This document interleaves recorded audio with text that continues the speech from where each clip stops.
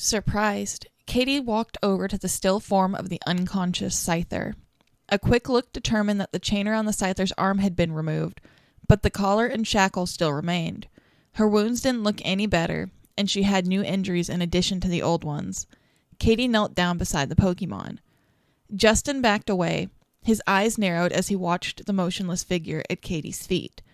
This Scyther looked smaller than the one he had owned, even if only slightly so. It was also much thinner than he knew healthy Scyther were supposed to be. That, combined with its injuries and the fact that it was unconscious, did not make it a threat, but Justin didn't like the thought of getting closer to it regardless. However, he ignored his fear and walked over to stand beside Katie. Stepping up to the Scyther's side, Justin sneered at it, mumbling under his breath, "Stupid thing. Probably didn't even know how to find food for itself. Must have been too busy attacking other Pokemon and people and getting into fights, by the look of those scars." He gave the Scyther a sharp kick, but the Pokemon didn't stir. He quickly glanced at Katie, but she was looking through her backpack for supplies, too focused on her task to have noticed. Crouching down, Justin peered at the Scyther's wounds closely, calling over to Katie, "Forget it. You're not a nurse. Quit trying to act like one. None of your supplies are going to help." He expected her to yell at him, but to his surprise, she only sighed and stood up. "You're right," she agreed. "Maybe I should go find help. And I'm not going to leave her here," she added, giving Justin a glare. "Why do you care so much?" Justin scoffed. But Katie was already walking away, intent on finding someone to help the wretched Pokemon. Realizing that she probably wanted him to wait there, he sat down, watching the Scyther. It still wasn't showing any signs of waking up, and from the looks of it, Justin suspected it would be unconscious for a while longer. He was about to get up and follow Katie when he noticed something strange. The glint of metal in the dim light reflecting off the Scyther's neck caught his eye, and as he peered closer through the gloom, he realized that the Pokemon was wearing a battered, heavy iron collar. Curious, Justin ran his finger over the collar, feeling many shallow scrapes and scratches along its surface that, from the looks of it, had to come from something thin and sharp, like a scythe. Moving his hand away, he noticed the shackle and remains of a severed chain around the Scyther's arm. This, too, was covered in scratch marks, though some looked like the marks of sharp fangs rather than scythes. He paused to wonder, had this Scyther, time and again, slashed and bit frantically at this shackle and collar out of sheer desperation and some vain attempt to get them off? And if so, why had it been so desperate? Why did he care? That was a better question. Standing up on the dusty concrete, he kicked dirt over the Scyther, strangely feeling disappointed that it did not move. He realized then that it wasn't going to move. Not anytime soon. It was out cold and would be for a while. Considering that it hadn't woken up yet, his least favorite Pokemon, which had fueled his hate ever since his trainer license was taken away, was simply lying in front of him. And it was defenseless. A slow smile crept across Justin's face, one that shocked even him. But what did it matter if he took out his anger on this one? Even if it was awake, it would simply shake off any pain he caused it anyway. Scyther were fighters. They were violent Pokemon who were used to pain. What did it matter? Narrowing his eyes at the Scyther, he walked toward the side of the old building, picking up a large dusty piece of broken brick. He hesitated. Would Katie know he had hurt the Pokemon? Forcing the thought into the back of his mind, he tried to think of his Pokemon, the friends he had lost along with his chance of competing in a Pokemon League when all the other trainers his age had gotten to continue their journeys. A sudden rage took hold of him, and he hurled the brick down at the Scyther, feeling strangely disappointed once again when it didn't react. Annoyed, he picked up another brick and got ready to throw, when he hesitated. The emaciated Scyther was starting to stir. As it lifted its head, blinking in confusion, Justin panicked. Backing away, he was painfully aware that he was without protection if it attacked. He had no Pokemon, and Katie was gone. He didn't know whether to run, But somehow the thought of running didn't seem like a good idea. Scyther go after the weak, right? He thought to himself frantically. I just can't appear weak to it. While the Scyther was trying to stand up, Justin threw another brick, watching it strike the Scyther's shoulder and knock it down. Staying put, Justin watched, his fear ebbing away as he realized the Pokemon was probably too hurt to attack him anyway. He was surprised when the bug Pokemon sat bolt upright, its head turned toward him and its eyes fixing him with a piercing glare. Its mouth opened and it muttered a few words under its breath, words that Justin couldn't understand. What's this? A little master. Justin froze as the Scyther stood up, swaying slightly, but standing all the same. Backing up against the wall of the building, he reached down for another brick and threw it. After all, the Scyther was injured. Badly. What could it do to him? To Justin's surprise, Thunder calmly stepped aside, dodging the brick and narrowing her eyes. This was just another human trying to cause her pain. She walked closer, her eyes focused on the terrified boy, then leapt straight toward him, scythes raised. She would show this human a thing or two about pain. Snow Crystal woke up with an odd feeling. Glancing at her two companions, she could tell they were still asleep. Deciding not to wake them, she turned and headed toward a stream that she had scented through the trees. She had not gone far when she sensed something wasn't right. Frightened flocks of bird Pokemon soared over the trees, calling warnings to others of their kind who were still asleep in their nests. Snow Crystal padded toward a small hill that overlooked another part of the forest, wondering if something was wrong. Before she got 3 paces, she was knocked off her feet by a Lanoon who was racing the other way. Quickly scrambling to her feet again, she called after him, "What's going on?" However, he was too panicked to answer her. Before she could try to follow him, several other Pokemon darted past her through the trees, all looking wide-eyed and panicked, and all heading in the same direction. Confused, she turned to the hill and quickly climbed it. What she saw took her breath away. The forest below was ablaze, but it was no ordinary forest fire. The flames were bluish-white and streaked with black and violet, and the rate they consumed the trees, burning them into nothing but dark ashes, was startling. In very little time, that inferno would reach them. Still frozen with shock, Snow Crystal concentrated on the distant flames, watching the white blaze rapidly destroying the forest as weird blue smoke rose high into the air. It was then that she realized Blazefang had used Shadow Flare again. Tearing her eyes away from the sight, Snow Crystal bolted back toward the others, startling Spark and Wild Flame into wakefulness. "Hurry! Get up!" she cried, fear filling her voice. "We need to get out of here, now!" Seeing Snow Crystal's expression, Wild Flame stood up quickly, and Spark, still half asleep, just groaned. "I'm still asleep. Wake me up later." "Spark!" Snow Crystal shouted. "Blazefang used Shadow Flare, and the forest is being burned to the ground." At that statement, Spark leapt up. "Shadow Flare?" he repeated.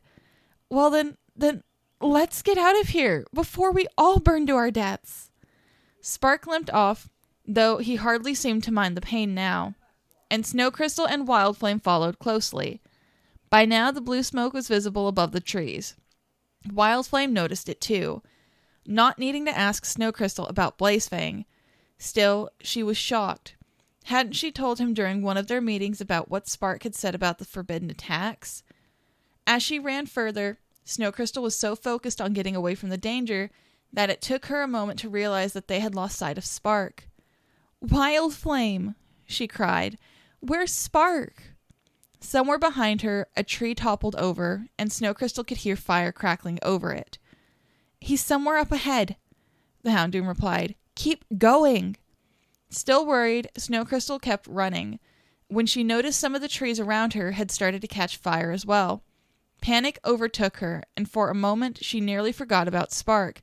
Blue smoke filled the clearing ahead of her, and she held her breath as she raced across it, There was no telling what the smoke would do to her if she breathed it in. After she made it through the clearing, Snow Crystal sprinted frantically in a daze of fear, dodging blazing bushes and trees as she fought madly to escape the oncoming inferno. Wild Flame, who had vanished somewhere up ahead moments before, could not be seen. "Wild Flame!" Snow Crystal called out, but she received no answer. Now, truly panicked, Snow Crystal darted to avoid a fallen tree, half burnt through by shadow flare. Running along a new path, she stopped as she realized with horror that she had reached an area blocked off by large boulders. It was a steep climb to the rest of the forest, and though Snow Crystal was used to climbing rocks, these looked far too steep, even for her. Turning around, she noticed flames surrounding her on all sides, and some were moving toward her, burning across the dead leaves and branches, getting ever closer. Having no other option, she leaped at the nearest boulder, feeling her claws slide down it as she fought for a grip. Unable to find one, she slipped and fell to the ground, leaping up again immediately and just barely managing to avoid touching the deadly flames. Scrabbling at the rock's surface, she managed to find a small niche in the stone and placed her back paw inside it before leaping up towards the top of the boulder. Snow Crystal's claws scraped against the top of the stone as she slowly fought her way up its side, straining her muscles and praying that she wouldn't fall. Inch by inch, she scrabbled up the rock's side until she collapsed, exhausted. On the top of its smooth surface, warily, she got up, realizing that since the rocks had slowed her down, she would have to move even faster. But she didn't get any further. A blazing limb from a nearby tree broke off as the flames burned through it, sending it crashing down against Snow Crystal's back and head, knocking her out instantly. Luckily, the branch rolled away from the Growlethe's limp body before the flames could touch her. Coming into wakefulness ever so slowly, Snow Crystal thought she could hear someone shout, but her senses were too dazed to register if she had been imagining it or not. She could feel unconsciousness fighting to overcome her again, and fearfully tried to raise her head. A large, dark shape came into view, and she blacked out again. Wild Flame was shocked to find Snow Crystal unconscious, but she did not hesitate before picking the Growlithe up by the scruff and hurrying through the forest in the direction Spark had gone. However, it was clear that going back for Snow Crystal had been a dangerous choice. Fire blazed all around her, and she had to leap over many flaming patches of grass or moss. She could not tell where Spark was, but she hoped that he, being a Jolteon, and therefore faster than she or Snow Crystal, had managed to outrun the fire already despite being injured. Wild Flame kept her grip on the unconscious Snow Crystal as she raced past the trees, white flame blazing on all sides. She tried to keep her head low, as the strange blue smoke was floating above her, and if it harmed her in any way, she was afraid she would never recover. Up ahead, the burning remains of a fallen tree blocked the Houndoom's path. Bracing herself for the leap, Wild Flame sprang over it, lifting her back paws and tail free of the flames. Landing roughly to the ground, she took off again. Feeling hope rise within her as she spotted a clear area up ahead, she could faintly tell it was rocky, and the flames had not spread there. She was almost out. As she neared the edge of the forest, she noticed a large clearing in front of her that was completely ablaze.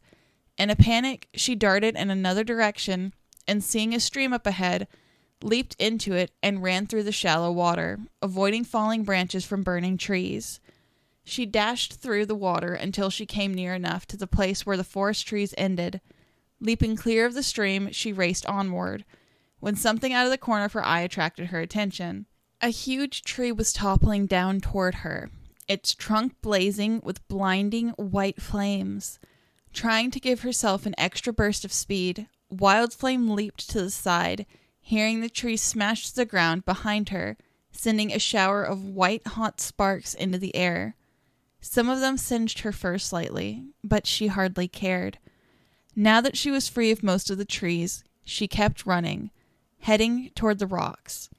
When she reached them and moved well away from the burning forest, she knew she was safe, far enough from the flames.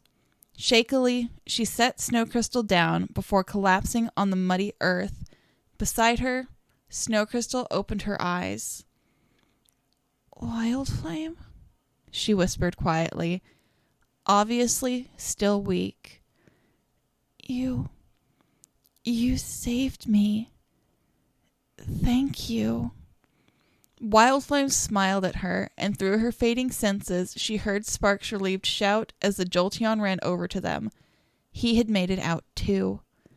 Smiling again at that last thought, Wild Flame lay her head down against the muddied ground, grateful to be alive. A shout caused Redclaw to stir as the world slowly spun into view. The Arcanine felt smooth metal beneath his paws and looked around, realizing he was in a large metal cage. He could hear a human a little ways behind him, and a glance to his side told him that if he dared attack, there would be several other humans with tranquilizer guns to stop him. Unsteadily, the dazed Arcanine stood up, feeling something brushing against his face. When he reached his forelimb up to rub against the side of his head, he felt metal. Alarmed, Redclaw gasped. Well, he tried to. He soon realized that around his head and snout was some sort of steel muzzle, and he could only open his mouth the tiniest bit. Unfortunately, it wasn't enough to breathe the amount of fire he would need to cause any damage to the muzzle or the cage, which were probably fireproof in some way anyways. Redclaw sat back, confused. Why was he in a cage and not a Pokeball? And how had he fallen unconscious? Shaking the thoughts from his mind, he glanced around the room and noticed several other Pokemon in cages, some unconscious and some awake. A quick look all around told him that Thunder wasn't among them. Next to him, a caged Girafarig was waking up. The Pokemon looked around before turning to Redclaw. "Where are we?" she asked, giving Redclaw a confused look. I don't know," the Arcanine stammered, when a voice interrupted him. "You're in one of Team Rocket's training facilities." The speaker was an Espeon who wore a black collar with a red symbol on the front of it. The Espeon had a few dirty bandages wrapped around his shoulder and middle, and Redclaw recognized him. He was the Pokemon who had tried to stop him with psychic attacks and fought Thunder. Before Redclaw could say anything, the Espeon continued speaking. "Wondering what Team Rocket is doing so far from Kanto? Well, you'd be surprised. We have plenty of other bases elsewhere, and not many people come by this part of the region. This base was built for Pokemon training and experimentation, and it's far from any police and trainers. Anyway, you are all in cages because you're going to be put through a test that you will get to watch.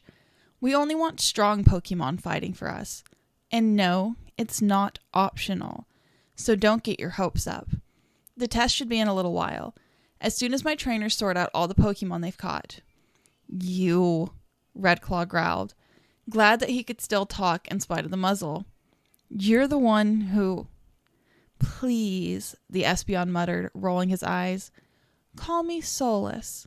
I don't like being referred to as you, especially by low-ranking Pokemon such as yourself." Redclaw momentarily forgot his anger. "Low-ranking?" he repeated, puzzled. "You haven't been given the test yet," Solus replied. "And you'll have to work your way up to get to my status. You'll have to prove that you're loyal." The Girafarig in the cage beside Redclaw suddenly reared up angrily. "Loyal?" she spat. "Give me one good reason why I should be loyal to humans like those. They took me from the Pokemon Center and away from my home forever. Why should I serve you?" Solus merely turned, looking uninterested. "That's what they all say," he muttered slyly, before turning his attention to a boy wearing the same uniform as the other Team Rocket members, who had just walked into the room. "The new recruit," Redclaw heard the Espeon mutter. The boy hesitantly picked up a backpack, which Redclaw could see contained more Pokeballs. "What's he doing?" Redclaw whispered to the Girafarig. "Bringing in more Pokemon for the cages," the Girafarig snorted. "I assume they want us all in this big room at once, for whatever reason." She glanced around the room and turned to Redclaw. "What's your name?" she asked. For a moment, Redclaw considered giving her his real name, the name his parents had given him in the wild. But he rejected that thought immediately. He wouldn't be able to bear being called by that name. The memories of what he had once lost would be far too painful for him. "Redclaw," he stated at last. "My name is Ardunia," the Girafarig replied, nodding to Redclaw. Redclaw was about to reply when he noticed that one by one the boy with the backpack was releasing Pokemon. The other Rocket members looked unimpressed as one by one the boy released mildly or fairly badly injured Pokemon who were then taken to cages, some tranquilized first, others just carried, too weak to fight back. "Please tell me you caught something worthwhile and didn't go catching all the badly injured ones," one of the Rockets, whom Redclaw recognized as Solus's trainer, said while rolling his eyes at the new recruit. I didn't think these were too bad," the boy stammered. "With a bit of healing, they could become strong fighters." The other trainer didn't reply, and the boy reached for another Pokeball, hoping that this one contained a Pokemon that would impress the others. He knew he'd caught some that were fairly strong. Taking a deep breath, he released the Pokemon. The moment he released it, he knew he'd made a bad choice. The Pokemon couldn't stand, and when he released it, it toppled over onto its side, grimacing in pain. Redclaw, however, just stared. It was Stormblade. He watched as Solus's trainer walked over to the boy, looking anything but amused. "What is this?" he muttered, pointing to Stormblade. "It's a Scyther." Sir," the boy replied shakily. "I know it's a Scyther, you idiot," the old trainer snapped. "Why on earth did you catch it? I specifically told you, get the ones we can battle with, not the ones that were going to be put to sleep anyway in the next few days." Reaching for the backpack, he grabbed it from the boy's hands, glaring at him. "How many other Pokeballs did you waste?" he growled, throwing the backpack to the ground. The boy looked frightened. I did what you said," he whispered sheepishly. "I caught the ones I thought we could use. It may be hurt, but it's still a Scyther. Once it heals, it'll be a powerful fighter for us." "Really?" Solus's trainer sneered. "And what makes you think we want to waste medical attention on something so weak?" Beside him, Redclaw could hear Ardunia fidgeting uncomfortably in her cage. He turned to see that the Girafarig looked worried as she stared at Stormblade and the other badly injured Pokemon. She paced back and forth in the small space, though there was scarcely enough room to turn around. Redclaw felt sorry for her. It must be hard for a Girafarig to have to stay in such a small, confined area. "It can be strong," the new recruit was saying. "Pokemon like Scyther are tough, and if this one survived getting these injuries in the first place, it must be strong." Solus's trainer looked down at Stormblade, who lay curled up on the floor. He aimed a kick at the Scyther's back, where it was bandaged, and Stormblade merely growled in response. "It didn't even try to strike back," the trainer muttered, shaking his head. "Doesn't seem strong.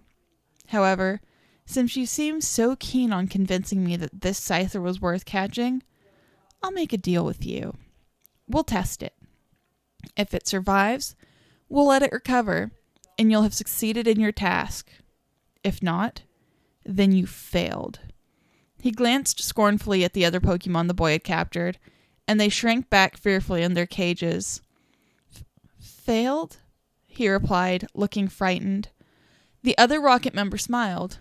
"Yes, failed. So do you accept the deal or not?" The boy hesitated for a moment, looked at Stormblade, and nodded. "Well then," came the trainer's reply, "let's see if this Scyther really is as tough as you claim it is. He crouched down, fitting a metal collar with a chain around Stormblade's neck, noticing that the Scyther didn't make any move to stop him. Without showing the slightest sign of wariness, he began dragging Stormblade across one side of the room, where he stopped next to a large, flat metal surface, like a large table close to the ground. A small machine rested beside it. Stormblade still hadn't moved. "What are they doing?" Ardunia spat, disgusted. Redclaw said nothing and continued to watch. The new recruit slowly followed, now looking uncertain. Are you sure you should be doing this? I mean, it's an injured flying type, and even healthy Pokemon die sometimes. But it's tough, right? Solis's trainer replied mockingly. What do you have to worry about? Stormblade! Redclaw cried out, though the sound was muffled by the muzzle. Get up and move!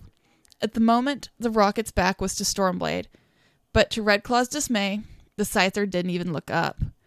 Redclaw lowered his head. Stormblade was too weak.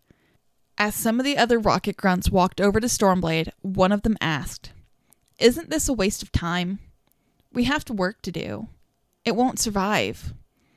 "Jeremy here says it will," Solis's trainer replied, and the boy who'd brought in Stormblade merely glanced at the floor. What's happening?" Redclaw asked Ardunia, watching as the humans, with the aid of some of their Pokemon, moved Stormblade onto the slab of metal. They attached part of his chain to one of the many rings on the wall near the machine, but in a way that shortened the amount of chain from Stormblade's collar to the ring, making it impossible for the Scyther to sit or lie down. When Stormblade tried to raise his scythe at one of the rockets, a blow to the head from a Team Rocket Aggron stunned him. Redclaw watched as shackles were attached to Stormblade's arms and legs and then chained to certain parts of the metal table, immobilizing him. The Arcanine glanced worriedly at Ardunia, who pawed angrily at the floor of her cage, scraping her hooves sharply across the metal. Stormblade could feel burning pain shooting up his injured leg, and he tried to lift it, even if only a little bit, knowing that even putting his weight on it a little had caused him excruciating pain before. Even though he tried, there wasn't much he could do, and he could tell that he was being purposefully forced to stand that way. As one of the rocket members moved toward the small machine, Solis, who was sitting near Redclaw's cage, began a whispered conversation with a rocket Golduck. Meanwhile, the human near the machine smiled and stepped back, and at the same moment, Stormblade started screaming. Redclaw stepped back, his eyes wide as Stormblade began to struggle and thrash as tremendous volts of electricity began surging through his body from the machine. Every caged Pokemon was staring in horror at the struggling Pokemon, fearing they might be the next. So far, so good, eh? Solis's trainer smirked with a glance at Jeremy, the new recruit. Too bad it's only just starting. As he spoke, the electricity flowing through Stormblade's body seemed to intensify, and he thrashed harder, trying desperately to reach the shackles or collar with his blades, teeth, anything. Stormblade no longer seemed aware of anything around him. All he could think of and feel was this horrible agony that he could do nothing to stop. "It's still alive!" Jeremy shouted. "You can stop now. It's proven that it's strong." "We're still just beginning," Solis's trainer replied smoothly, not giving the boy a glance. Stormblade's struggles were growing more desperate.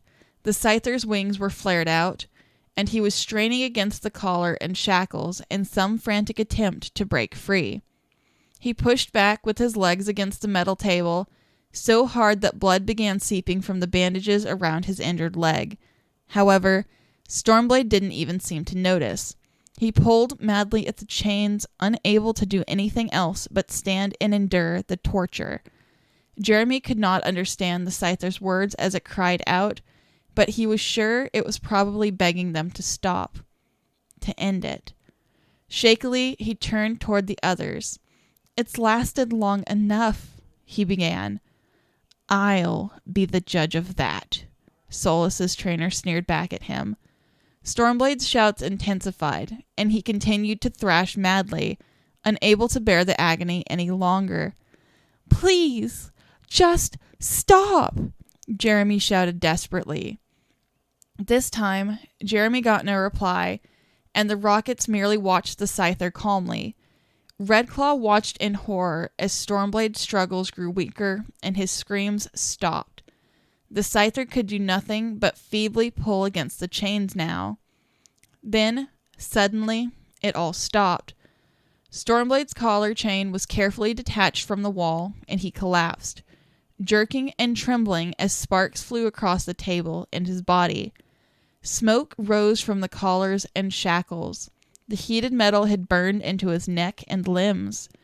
Redclaw glanced at Ardunia, who seemed as if she'd been holding her breath the whole time. He's alive, the Giraffurg whispered slowly. By Redclaw's cage, Solus nudged the Rocket's Golduck. Pay up, he said with a smirk, and the Golduck grudgingly placed a few Pokeblocks in front of the Espeon. Well, I suppose you were right about this one, Solus's trainer admitted. We'll treat its injuries. Though, if it doesn't show improvement within a few weeks, we'll have to dispose of it. He turned toward Stormblade, who was still lying against the slab of metal and trembling uncontrollably, his breathing coming in ragged gasps every few seconds. The trainer picked up Stormblade's Pokeball and returned him before striding out of the room. Get the rest of them in cages, he called over his shoulder, motioning to the backpack containing the rest of the Pokeballs. As he left, Solus turned toward Redclaw with a smirk. It'll be your turn soon, the Espeon said with a grin.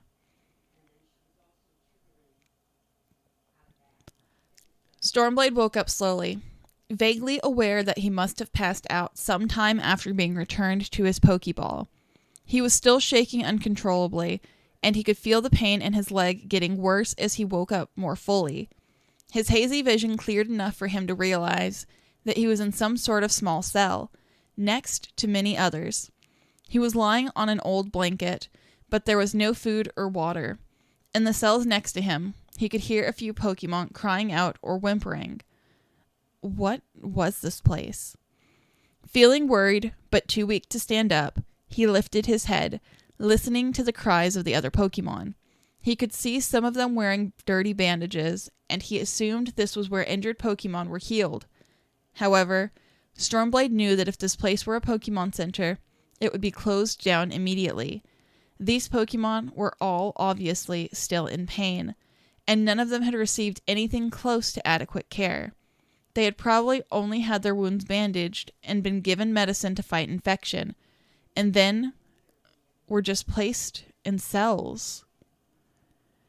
Laying his head back down, Stormblade tried to appreciate the thin blankets the humans had given him to lay on. It didn't offer much warmth or comfort, but it was better than the cold concrete ground of his small cell. He was actually surprised they had given him a blanket. None of the other Pokemon had one, and he wondered which human had given it to him. He wished whoever it was had given him some food or water, too, apart from a single Rossberry to help heal his wounds from Thunder's trainer's Arcanine. He hadn't eaten since he and Spark had passed through the forest alone. That had been before meeting Snow Crystal. Scyther were tough predators that could last a while without eating when they needed to, but it had been too long, and his hunger was rapidly weakening him. He wasn't quite sure how long he would be allowed to stay in the cell, but in the back of his mind, he feared that the humans would grow tired of waiting for him to heal, and they would find a way to get rid of him.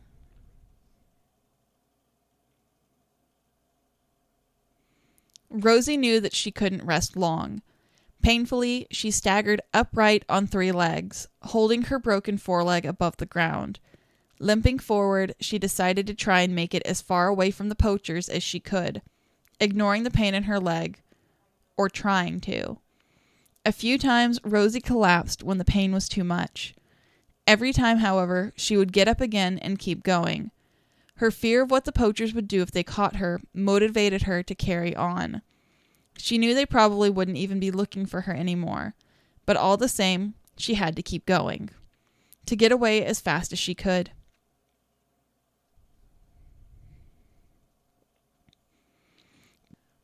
Back at the ruined Pokemon Center, a police officer was talking to Officer Jenny while standing beside a small, sandy-haired boy who kept looking worriedly at Jenny. He says his Meowth had a tracking collar, the other officer explained. He turned to the boy before asking, "Was your Meowth injured when you brought it to the Pokemon Center?" Looking surprised, the boy shook his head. "No," he replied. "I just wanted the nurses to check on him. I thought he might be getting sick. They said they had a lot of other injured Pokemon to take care of, but they said they would check on him." Listening, Jenny waited until he was done speaking before replying. If the Meowth was taken in just to be checked on, it must have been in its Pokeball for most of the time. I think there's a very likely chance it was stolen. Where those people took it, no one can be sure. But the areas beyond the city are mostly wilderness. It's very likely that they could have set up some sort of base there. Stone Dust is one of the most isolated cities in this region, and most trainers don't venture north of here. Vast wastelands, dangerous ice mountains, and many other harsh territories that have never been fully explored. It's no wonder. Ignoring the boy's horrified look, she continued, "But if they've only barely captured all the Pokemon, I'm sure we can use the Meowth's collar to find their location before they realize it's a tracking collar. And that's how we'll find out where they're hiding."